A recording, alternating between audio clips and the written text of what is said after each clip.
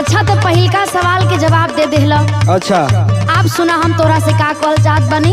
देखो हमके इतना पूर्वक मत समझा। वो तो हम जानते बानी तू बहुते चलहाक बड़ा। तू जितना सवाल पूछे के बाद तू पूछ ला, आज हम स्कूल ना जाए, ठीक ना? अच्छा सुना हमार बात। बोलो।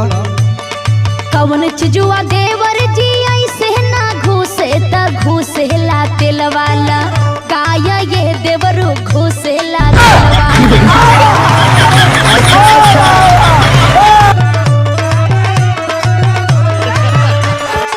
बोला बोला। ऐसने कुल सवाल तू पूछो, तू बताओ। अरे बोला ना हो देवर जी। सुनो भौजी हम बताओ तनी। बोला।